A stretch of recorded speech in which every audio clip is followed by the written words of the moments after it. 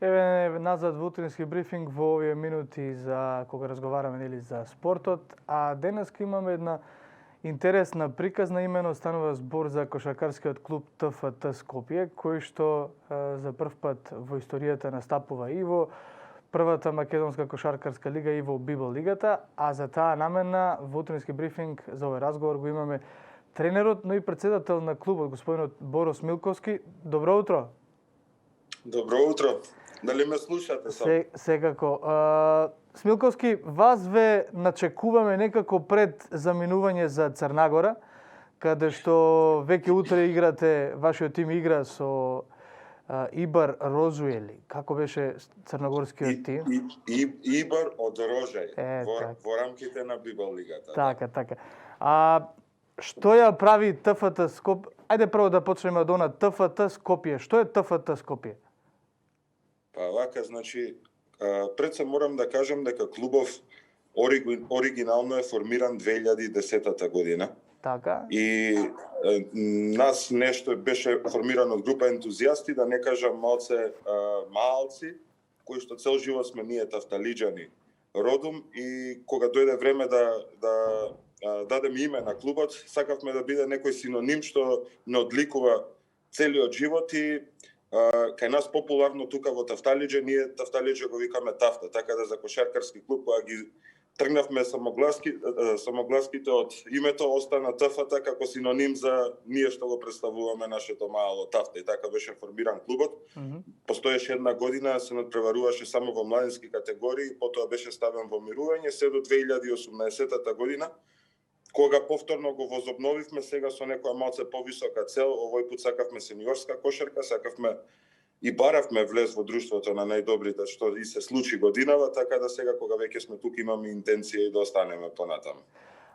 Во тој клуб кој што велите вие дека е формиран или со малци ентузијасти, секако и надпреварувањето во првата кошаркарска лига, во на Суперлигата, носи своји економски предизвици. Вие како председател на клубот и како тренер на клубот, како се носите со тоа? Како клубот ајде да не речеме се финансира, малку е неблагодарно, ама како се финансира? Вака се, значи, точно е дека е формиран и дека грото се издржува од една помала група на ентузијасти, меѓутоа не сум сигурен дека ентузијасти е баш адекватниот збор за оваа пригода, повеќе сме фанатици. Значи, се тоа што го правиме во некои моменти се граничи со лудило и со научна фантастика, меѓутоа комитмент, посветеност максимална, и кога се сака и се може, предпоставувам. Имаме поддршка, секојдневно наоѓаме до некои луѓе кои што препознаваат дека креираме и правиме некоја приказна која што пред се надевам дека е малце поинаква од оној стереотип во македонскиот спорт, затоа што кај нас пред се посветуваме доста време на оф-корт activities, значи на станите надвор од теренот, исто како и на теренот, и затоа предпоставувам дека ТФТ е една интересна приказна и во поново време најдуваме на луѓе кои што ја препознаваат и не помагаат. Меѓутоа, грото се уште, иако е левелот на надпреварување подигнат, се уште главниот фонд на финансирање се состои од група ентузијасти фанатици. Тука ние сме еден од ретките приватни клубови во македонската лига, обично се општински и државни клубови, останатите клубови, меѓутоа искрено морам да кажам дека најдуваме на поддршка од нашата општина, од општина Карпош. Голем поздрав до градоначалникот Богоев, кој што е еден од нашите поголеми фанови во оваа приказна. И сите што се помали предпријатија, да не кажам фирми, на секој начин што се родом од Тафталиџе, од Карпош, најдуваме на поддршка од нивна страна и контрибуираат во оваа приказна да може да ја оствариме до крај. А водејќи клуб и во домашната Суперлига и во Библ лигата како председател и тренер на клубот, тие две функции каква тежина носат при нели издигнувањето на клубот, бидејќи гледајќи го ростерот на ТФТ, таму има доста квалитетни кошаркари, секако млади кошаркари, има и околу 5-6 мина кои што се кошаркари од странство. Се тоа за менаџирање како изгледа? Уф, Уф. кој да мисли дека е лесно, не е толку лесно, особено кога треба да се обавуваат двете функции, меѓутоа со енормно задоволство ги обавувам и двете функции. Значи, добро спомена, ростерот е составен, а ја вака ќе се изразам брутално искрено од два-тројца ветерани кои што мислам дека својата кошаркарска кариера имаат завршено и неколку години претходно. На Идоа позитивно се одзваа на мојот позив пред се затоа што ние сме пријатели долги години и затоа што прифатија да бидат еден тип на ментори, двигатели за младите кошаркари кои што ќе бидат во нашиот тим и искрено морам да кажам дека се можеби најдобрите во тоа што го обавуваат.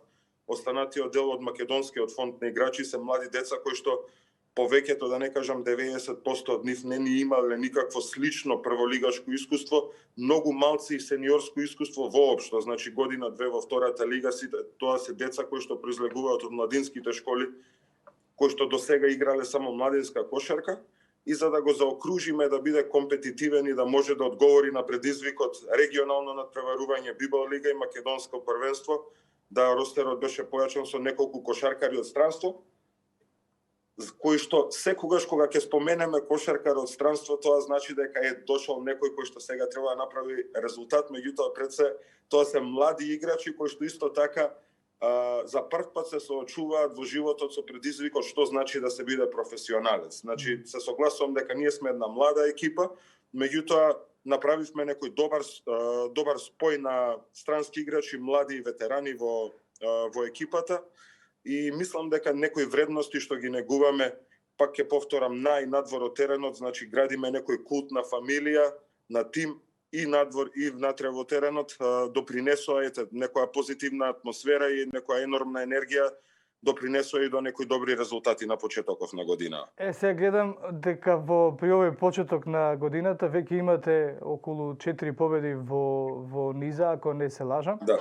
Да, по 2 победи во домашното и надпреварување во Библ лигата. Така, и во 2 од тие 4 победи имате доминантна победа со преку 20 поени разлика. Морам да прашам, како влијае тоа што ковид ситуацијата не дозволува во моментов публика? Веројатно со публика и кошаркарите полесно би се носеле со предизвикот, но очигледно дека се носите и без нив. Па вака, сега, во изминативе 2 години, од кога ние повторно се вратиме, од кога постоиме, еден од нашите трейдмаркови на клубот е тоа што имаме масовна посета на нашите надпревари, кога сме домакини, па дури и кога гостуваме некаде, па и надвор од Скопје. Значи, буквално целото мало, целото Тавталиџе доаѓа, морам да истакнам дека има и во нашето мало и навивачка екипа, значи Тафта Кру, кои што се верни двигатели на нашиот клуб и екипа која што не проследува секаде каде и да сме, значи и на домашна и на гостинска сцена. И сигурно сме едни од попогодените клубови од ковид пандемијата во аспект, мислам сите сме погодени од многу аспекти, многу го забораваме аспектот публика, меѓутоа спортистите, кошаркари, ние како клуб на сите претпоставувам им недостига публиката, особено на нас, која што навистина ни е еден двигател и ние сме научени да играме пред публика, затоа што ние сме клуб кој што игра во ритам, на енергија и публиката е можеби главниот двигател во сето тоа. Добро се снаоѓаме на почетокот, добро се снаоѓаме затоа што и покрај тоа што нема публика на надпреварите, сепак таа атмосфера на некои добри резултати и на тоа што го правиме е сепак забележано и сепак се чувствува дека во Тавталиџе, значи тоа се чувствува во некои секојдневни активности на улица, кога луѓе ќе не сретнат, ќе не отпоздрават, кога странските кошаркари се отпоздравени, кога ги застануваат на улица луѓе кои што сакаат да се сликаат од нив или да земат автограм, така да претпоставувам дека таа енергија тлее и се чувствува и се надевам дека ќе дојдеме и до тој момент кога понатаму во понатомошниот тек на првенството, можеби на пролет, сето ова ковид пандемијава ќе биде и минато конечно за сите нас и во светов, па ќе се врати публиката на надпреварите и ќе имаме можност да се представиме на вистина пред домашната публика на некој надпревар. Целите и амбициите во Библ лигата и во Суперлигата за годинава? Прилично амбициозно сте тргнати. Вака да не бидам скромен, значи вака конкретно ќе кажам домашното првенство целите кога веќе влеговме во друштвото помеѓу најдобрите за прва година ни беа стабилизација на клубот, иако веќе имавме 2 години подготовка за да ставиме добри темели и да бидеме спремни за предизвикот прва лига. Меѓутоа за прва година во првата лига ќе кажам дека опстанок и естаблирање на клубот како стабилен клуб во домашното првенство во годините кои што следат се сигурно. Малце резултативе на почетоков можеби не ни изненадија, меѓутоа сигурно ни израдува и нас самите. Не ги менуваме се уште целите, меѓутоа зашто да не и да изненадиме некој од подобрите клубови во Македонија, па можеби да отидеме малце погоре на табелата.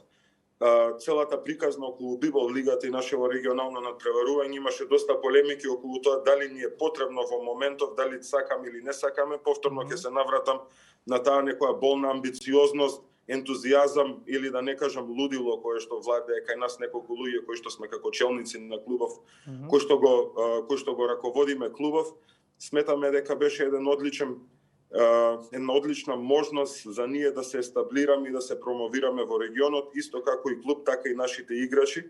Од непроценливо значење секој надпревар, од непроценливо значење секој искуство да видиме како тоа функционира надвор од Македонија, а во моментов Бибол лигата сразмерно на нашите стандарди и нашиот левел на надпреварување и ние како клуб до кој степен сме во моментов, една прекрасна можност за да може тоа да го направиме. Исто и во Бибол лигата беше чисто ајде да се промовираме, меѓутоа еве во ведниве резултати, во ведново одмерување на силите ќе видиме утре имаме нов надпревар.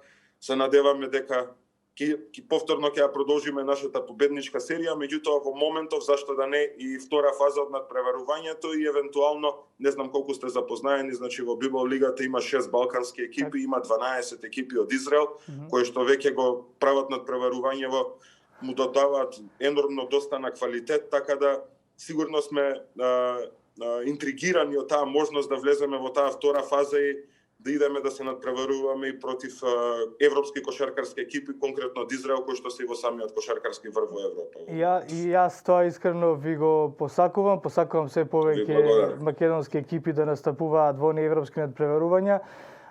Ви благодарам за одвоеното време, ви посакувам среќа секако и во Црнагора. Сашо, интересно е како една група млади луди, како што вели Смилковски, ентузијасти може да направат тим. Во буквална смисла на зборот, веруете. Да, тоа се тие урбани, градски, некакви тафталиџански во случајов, ама ги има и на други страни во Скопје. Тимови ги гледаме понекогаш на тие урбаните игралишта, баскетџиски, тројки, петорки, едно друго. Убава приказна и многу среќа понатаму.